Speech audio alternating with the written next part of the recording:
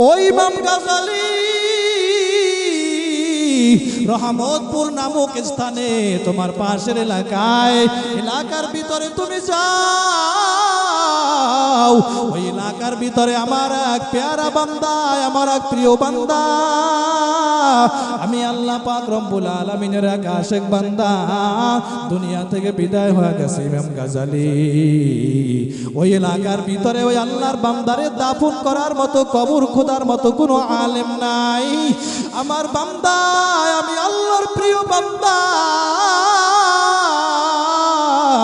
ও মুসলমান আল্লাহর গোলাম, কেমন আল্লাহর প্রিয় বান্দা হইল ঘটনাটা মনোযোগ দিয়ে শুনেন রে ভাই। রে আল্লাহর বান্দারা, ইমাম গাজালি রহমাতুল্লাহি আলাইকে যখন নাকি স্বপ্নে দেখানো হইল, ইমাম গাজালি রহমাতুল্লাহি আলাই খোঁজ করতে করতে রহমতপুর নামক স্থানের ভিতরে চলিয়া গেল। রহমতপুর নামক স্থানের ভিতরে চলিয়া যাওয়ার পর রে আল্লাহর বান্দারা, ওই এলাকার ভিতরে যাইয়া এখন খোঁজ করতেছে কে সে আল্লাহর বান্দা কি মারা গেল।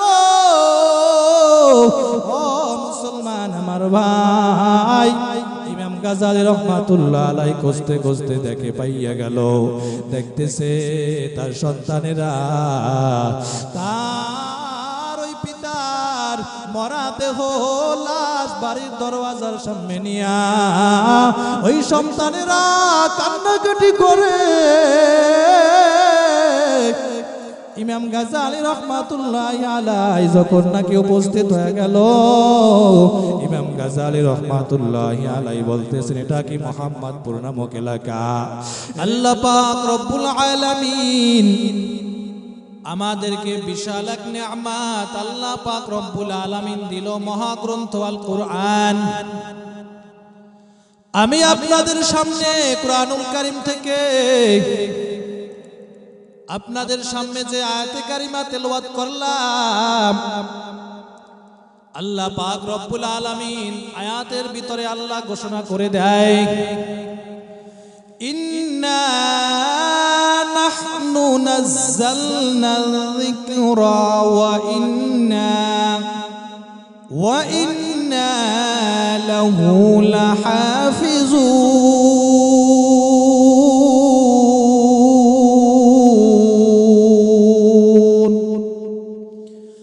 আল্লাহ পাক রব্বুল আলামিন বলেন, ইন্না নাহনু নাযালনা যিকরা,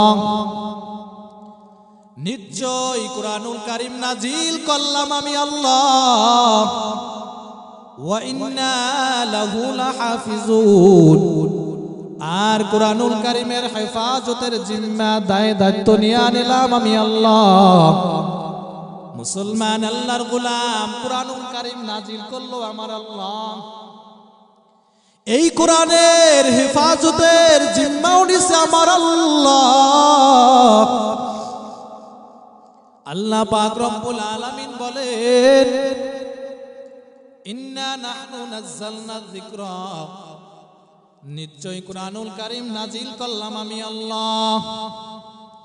আল্লাহ বলেন না আমি আল্লাহ তাওরাতের হেফাজতের জিম্মা নিলাম।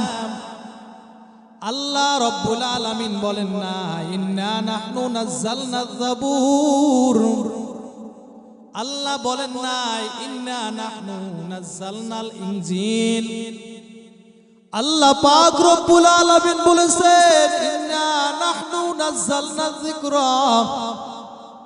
যিকরা শব্দের ব্যাখ্যায় তাফসীরে ইবনে কাসিরের ভিতরে আল্লামা ইবনে কাসির রহমাতুল্লাহি আলাই, তাফসীর ইবনে কাসিরের ভিতরে আল্লামা ইবনে কাসির রহমাতুল্লাহি আলাই জানাইয়া দেয়, বলে যিকরা শব্দের ব্যাখ্যা হচ্ছে কুরআন। যিকরা আই কুরআন। আল্লাহ পাক রব্বুল আলামিন কোরআনের জিম্মা নিয়েছে, আল্লাহ কোরআনের হেফাজতের দায়িত্ব নিল। ও মুসলমান আমার ভাই, আল্লাহ কেমনে কোরআনের হেফাজত করবে?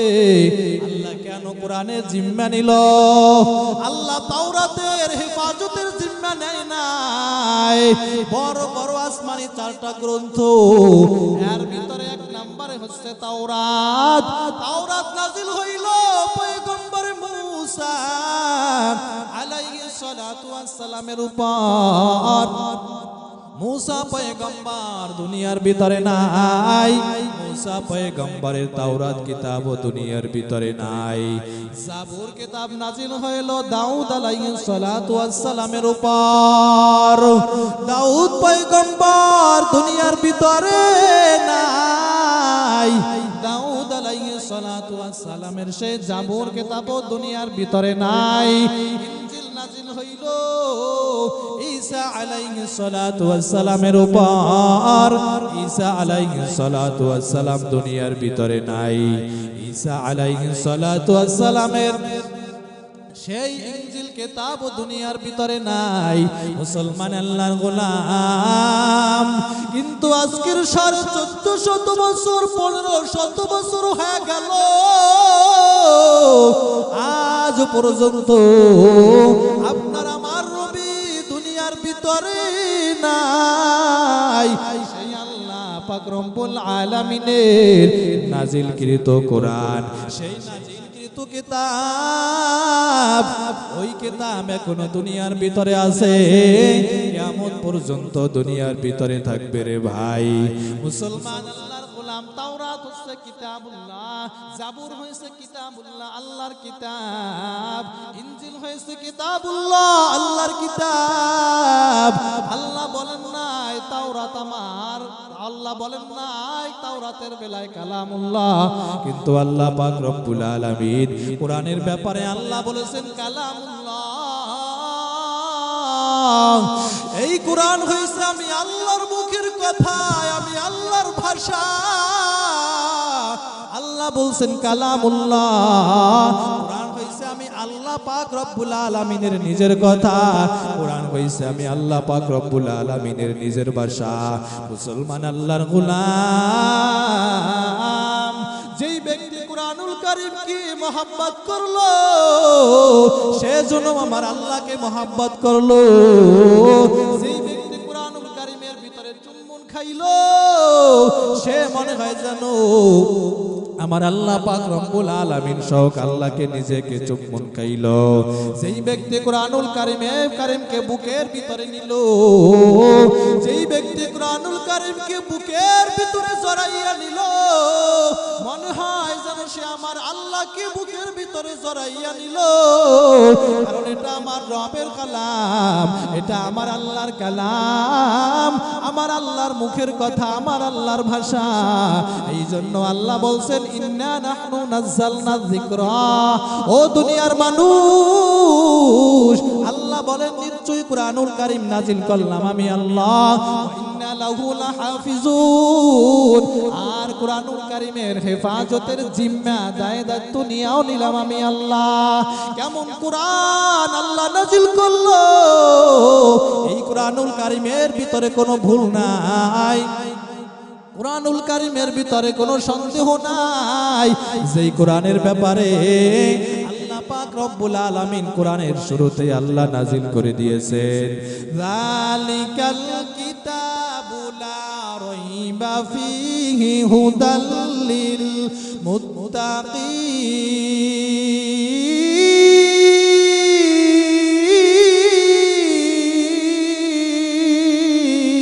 মুত্তাকিন।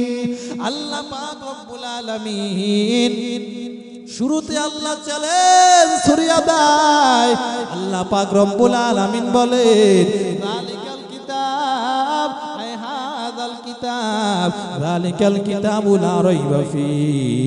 এটা এমন একটা কিতাব, যেই কিতাবের ভিতরে কোনো ভুল নাই, যেই কিতাবের ভিতরে কোনো সন্দেহ নাই। সন্দেহ তো তো দূরের কথা, যেই কিতাবের ভিতরে সন্দেহের লেশ মাত্র নাই। মুসলমান আল্লাহর গোলাম, কেমন কোরআন, কেমন কোরআন! এই কোরআন আল্লাহ পাক রব্বুল আলামিন বিশ্ব নবী, আখিরি নবী, শেষ নবী জনাবে মুহাম্মদুর রাসূলুল্লাহ সাল্লাল্লাহু আলাইহি ওয়াসাল্লামের উপর, আল্লাহর রাসূল সাল্লাল্লাহু আলাইহি ওয়াসাল্লামের উপর 30টা পারা কোরআন আল্লাহ পাক রব্বুল আলামিন নাজিল করে দেয়। মুসলমান আল্লাহর গোলাম, কোরআন কেমন দামি, কারণ দামি, কারণ কোরআনুল কারীম আমাদেরকে আল্লাহ পাক রব্বুল আলামিন বিশ্ব নবীর মাধ্যমে দিল। আখিরি নবী, আমাদের নবীও দামি, আমার রাসূলের উম্মতও দামি। আল্লাহ যে কোরআনুল কারীম দিল, কোরআনুল কারীমও দামি। এরে আল্লাহর বান্দারা, কেউ যদি কোরআনুল কারীমের একটা হরফ জবান থেকে তেলাওয়াত করে, আল্লাহ পাক রব্বুল আলামিন তার আমলনামায় 10টি নেকি আল্লাহ পাক রব্বুল আলামিন লিখে দেয়। মুসলমান আল্লাহর গোলাম, আজকে আমরা মুসলমান হইলাম, আজকে তো আমরা সেই কোরআনুল কারীম পড়ি না। আজকের কোরআনুল কারীমের তেলাওয়াত আমাদের ঘরের ভিতরে নাই। এরে মুসলমান আল্লাহর গোলাম, আজকে সেই কোরআনুল কারীমের তেলাওয়াত আমাদের ঘরের ভিতরে নাই। আগের জমানায় আমরা যখন নাকি ছোট ছিলাম, মক্তবের ভিতরে ছোটবেলায় যখন নাকি আমরা এ বাড়ির ও বাড়ির পাশ দিয়া গলি দিয়া যাইতাম, শুনতাম আমার পর্দার অন্তরালের বাইরা, আমার দাড়ি পাকা বাজানেরা ফজরের নামাজটা পড়িয়া গুনগুন গুনগুন করে কোরআনুল কারীমের তেলাওয়াত করত রে ভাই। মুসলমান আল্লাহর গোলাম, কিন্তু আজকে দেখা যায় সেই কোরআনুল কারীমের তেলাওয়াত নাই। এখন ঘরের ভিতরে টিভির আওয়াজ, এখন ঘরের ভিতরে স্টার জলসা, জি বাংলা নাটক, সিনেমার আওয়াজ। এই জন্য ঘরের ভিতরে রহমত নাই। মুসলমান আল্লাহর গোলাম, যেই ঘরের ভিতরে কোরআনের তেলাওয়াত নাই, ওই ঘরের ভিতরে রহমত নাই। ঘরের ভিতরে কোরআনুল কারীমের তেলাওয়াত আছে রে, ওই ঘরের ভিতরে রহমতে ভরপুর। আপনি লক্ষ লক্ষ টাকা ইনকাম করেন, সংসারের ভিতরে শান্তি নাই। বলে কেন কেন? বলে আপনার ঘরের ভিতরে কোরআনুল কারীমের তেলাওয়াত নাই। যদি আপনার ঘরের ভিতরে কোরআনুল কারীমের তেলাওয়াত থাকতো, এরে মুসলমান আল্লাহর গোলাম, ওই ঘরের ভিতরে কোনোদিন অভাব অনটন হইতো না। সেই ঘরের ভিতরে মাগরিবের নামাজের পরে সূরাতুল ওয়াকিয়া তেলাওয়াত হয়, ওই ঘরের ভিতরে কোনোদিন অভাব থাকতে পারে না। ও মুসলমান আমার ভাই, এই জন্য কোরআনুল কারীমের তেলাওয়াত বেশি বেশি করা দরকার। কারণ কোরআন এমন একটা কিতাব, যেই কোরআনুল কারীম তেলাওয়াত করলে, সেই কোরআনুল কারীম শিক্ষা করলে রে ভাই, আপনার দুনিয়ায় লাভ, আখিরাতে লাভ। বলে কেমন লাভ, কেমন লাভ? মুসলমান আল্লাহর গোলাম, কেমন লাভ? বলে যেই ব্যক্তি কোরআনুল কারীমকে মহব্বত করলো, সে যেন স্বয়ং আমার আল্লাহকে মহব্বত করলো। আপনি দুনিয়ার ভিতরে কোরআন পড়তে জানেন না, আপনি দুনিয়ার ভিতরে কোরআন যদিও নাও পড়তে জানেন, এই কোরআনুল কারীমকে আপনি মহব্বত করিয়া, এই কোরআনকে আপনি মহব্বত করিয়া যদি আপনি কোরআনুল কারীমের ভিতরে চুম্বন দেন, মুসলমান আল্লাহর গোলাম, আপনার আমল নামায় সওয়াব হয়ে যাবে। এই কোরআনুল কারীমকে যদি আপনি সুন্দর মতো ওযু বানাইয়া, আপনি যদি কোরআনুল কারীমটা উল্টাইয়া লাইনের ভিতরে হাত টানেন, আর যদি বলেন এটা আমার আল্লাহর কালাম, আপনি পড়তেও জানেন না, আল্লাহর কসম, আপনি যদি লাইনের ভিতরে হাত টানেন, তারপরে আমার আল্লাহ আপনার আমল নামায় সওয়াব দিয়ে দিবে।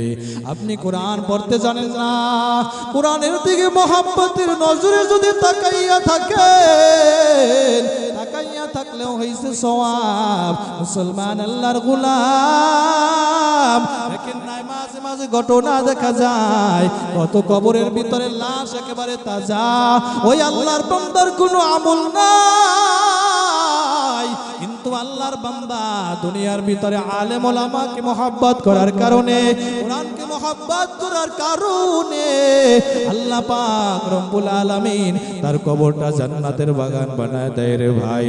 মুসলমান আল্লাহর গোলাম ইমাম গাজালি রহমাতুল্লাহি আলাইহি একটা ঘটনা লিখে দেয়। ইমাম গাজালি রহমাতুল্লাহি আলাইহি তার কিতাবের ভিতরে উল্লেখ করা হয়, ইমাম গাজালি রহমাতুল্লাহি আলাইহি একদিন স্বপ্নে দেখায় ওই ইমাম গাজালি রহমতপুর নামক স্থানে তোমার পাশের এলাকার ভিতরে তুমি যাও। ওই এলাকার ভিতরে আমার এক পেয়ারা বান্দা, আমার এক প্রিয় বান্দা, আমি আল্লাহ পাক রব্বুল আলামিনের এক আশিক বান্দা, দুনিয়া থেকে বিদায় হয়ে গেছে ইমাম গাজালি। ওই এলাকার ভিতরে ওই আল্লাহর বান্দারে দাফন করার মতো, কবর খোদার মতো কোনো আলেম নাই। আমার বান্দা, আমি আল্লাহর প্রিয় বান্দা। ও মুসলমান আল্লাহর গোলাম, কেমন আল্লাহর প্রিয় বান্দা হইল, ঘটনাটা মনোযোগ দিয়ে শুনেন রে ভাই। রে আল্লাহর বান্দারা, ইমাম গাজালি রহমাতুল্লাহি আলাইহি যখন নাকি স্বপ্নে দেখানো হইল, ইমাম গাজালি রহমাতুল্লাহি আলাইহি খোঁজ করতে করতে রহমতপুর নামক স্থানের ভিতরে চলিয়া গেল।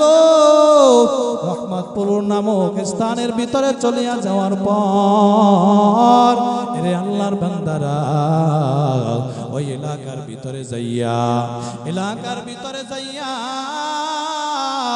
এখন খোঁজ করতেছে কে সে আল্লাহর বান্দা কি মারা গেল।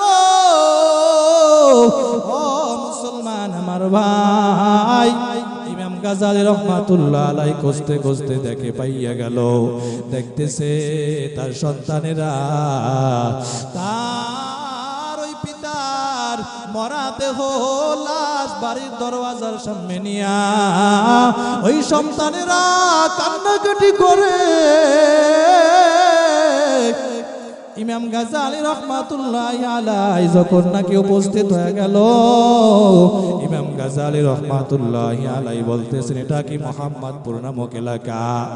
রে আল্লাহর বান্দারা, তার সন্তানেরা বলতেছে, হ্যাঁ এটা মোহাম্মদপুর নামক এলাকা। বলে এই যে মারা গেল এই বৃদ্ধা, এই আল্লাহর বান্দা আপনার কি হয়? আর সন্তানেরা ডাক দিয়া বলতেছে, আমার বাবা, আমরা আজকের এই 2-3 দিন পর্যন্ত আমার বাবার লাশ নিয়ে আমরা এখানে বসে আছি, এমন কোন মানুষ নাই যে দাফন দিবে। কে আমার বাবার কবরটা খুঁজবে? এলাকার ভিতরে কোনো আলেম নাই, এলাকার ভিতরে এমন কোনো আলেম নাই যে আমার বাবার জানাজাটা পড়াবে। এই জন্য আমরা কান্না করতেছি রে ভাই। ইমাম গাজালি রহমাতুল্লাহি আলাইহি বলেন, ও ছেলে সন্তানের দল, তোমরা আর কান্না করিও না। আমি আইসা গেছি, আমার আল্লাহ তোমার বাবার জন্য পাঠাইছে। আমার আল্লাহ তোমার বাবার ব্যাপারে স্বপ্নে দেখাইলো। মুসলমান আল্লাহর গোলাম, ইমাম গাজালি রহমাতুল্লাহ আলাইহি সুন্দর মতো আল্লাহর বান্দার গোসল করাইয়া, আল্লাহর বান্দার কাপড়ের কাপড় সুন্দর মতো পরাইয়া, ওরে কবর কইদা যখন নাকি জানাজা পড়াইয়া, যখন নাকি আল্লাহর বান্দারে কবরের কাছে নিয়ে গেল, কবরের ভিতরে রাখবে, ইমাম গাজালি নজর কইরা তাকাইয়া দেখতেছে ওই অন্ধকার কবর থেকে মিশকু আম্বরের ঘেরান, ওই কবর থেকে মেশকু আম্বরের ঘেরান আসতেছে। এত সুন্দর সুবাস ইমাম গাজালির বুঝতে আর দেরি নাই। এই আল্লাহর বান্দা কোনো সাধারণ কোনো মানুষ হবে না। আল্লাহ পাক রব্বুল আলামিন আমারে স্বপ্নে দেখাইলো এই আল্লাহর বান্দা তো সাধারণ কোনো মানুষ হবে না। ইমাম গাজ্জালী রাহমাতুল্লাহি আলাইহি আল্লাহর বান্দারে দাফন কাফন সব কিছু শেষ কইরা এবার ছেলে সন্তানদেরকে জিজ্ঞাসা করতেছে, ও ছেলে সন্তানের দল, তোমরা একটু আমার কাছে বলো, আমার কাছে তথ্য দাও, তোমার বাবার এমন কি ভালো আমল ছিল যার কারণে আমার আল্লাহ পাক রব্বুল আলামিন তোমার বাবাকে স্বপ্নে দেখাইলো, জানাজার জন্য আমাকে পাঠাইলো। ওই ছেলে সন্তানেরা বলে, আমার বাবা তো কোনো আলেম ছিল না, আমার বাবার এমন কি আমল ছিল আমরা বলতে পারবো না, আমার মা হয়তো বলতে পারবে। ইমাম গাজ্জালী রাহমাতুল্লাহি আলাইহি ওই মরহুমের স্ত্রীর কাছে যাইয়া জিজ্ঞেস করতেছে পর্দার অন্তরালে দাঁড়াইয়া, ও মা, আপনার স্বামীর তো কি ভালো আমল ছিল, আপনার স্বামীর কি এত ভালো আমল ছিল যে আপনার স্বামীকে আল্লাহ পাক রব্বুল আলামিন আমাকে পাঠাইলো এবং কবর থেকে শুধু সুগেরান আসতেছে, জান্নাতি গেরান। ওই আল্লাহর বান্দা, আল্লাহর বান্দি তার স্ত্রীর চোখের পানি সারিয়া দিয়া ডাক দিয়া বলতেছে, ইমাম গাজ্জালী, আমার স্বামীর এমন কোনো ভালো আমল ছিল না, তবে আমার স্বামী দৈনিক একটা আমল করত। ভালো আমল কি আমল? বলে, আমার স্বামী ছিল কাঠুরিয়া,